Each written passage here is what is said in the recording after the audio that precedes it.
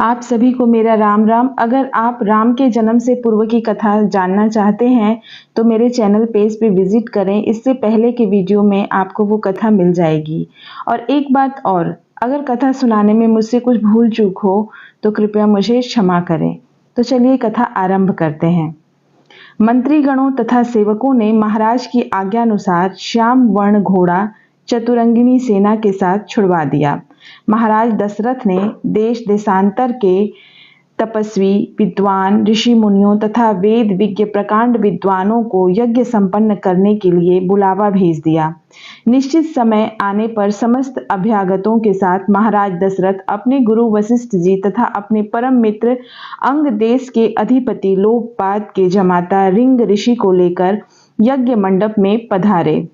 इस प्रकार महान यज्ञ का विधिवत शुभारंभ किया गया।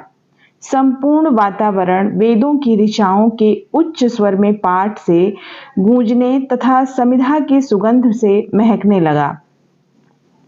समस्त पंडितों ब्राह्मणों ऋषियों आदि को यथोचित धन धान्य गौ आदि भेंट करके विदा करने के साथ यज्ञ की समाप्ति हुई। राजा दशरथ ने यज्ञ के प्रसाद को अपने महल में ले जाकर अपने तीनों रानियों में वितरित कर दिया। प्रसाद ग्रहण करने के परिणाम स्वरूप परमपिता परमात्मा की कृपा से तीनों रानियों ने गर्भ धारण किया।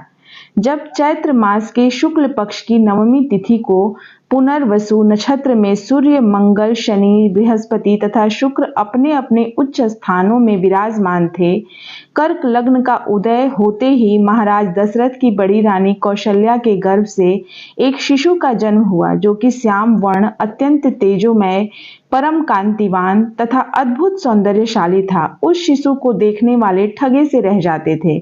इसके पश्चात शुभ नक्षत्रों और शुभ घड़ी में महारानी कैकेयी के एक तथा तीसरी रानी सुमित्रा के दो तेजस्वी पुत्रों का जन्म हुआ। संपूर्ण राज्य में आनंद मनाया जाने लगा। महाराज के 4 पुत्रों के जन्म के उल्लास में गंधर्व गान करने लगे और अप्सराएं नृत्य करने लगी।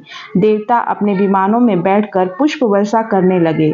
महाराज ने उन्मुक्त हस्त से राजद्वार पर आए हुए भाड़ चारण तथा आशीर्वाद देने वाले ब्राह्मणों और याचकों को दान दक्षिणा दी। पुरस्कार में प्रजाजनों को धन धान्य तथा दरबारियों को रत्न आभूषण तथा उपाधियां प्रदान किया गया। चारों पुत्रों का नामकरण संस्कार महर्षि वशिष्ठ के द्वारा कराया गया तथा उनके नाम रामचंद्र भरत लक्ष्मण और शत्रुघ्न रखे गए। आयु बढ़ने के साथ ही साथ रामचंद्र गुणों में भी अपने भाइयों से आगे बढ़ने तथा प्रजा में अत्यंत लोकप्रिय होने लगे। उनमें अत्यंत विलक्षण प्रतिभा थी, जिसके परिणाम स्वरूप अल्पकाल में ही वे समस्त विषयों में पारंगत हो गए। उन्हें सभी प्रकार के अस्त्र शस्त्रों को चलाने तथा हाथी घोड़े एवं सभी प्रकार के वाहनों की सवारी में उन्हें असाधारण निपुणता प्राप्त हो गई। वे निरंतर माता पिता और गुरुजनों की सेवा में लगे रहते थे।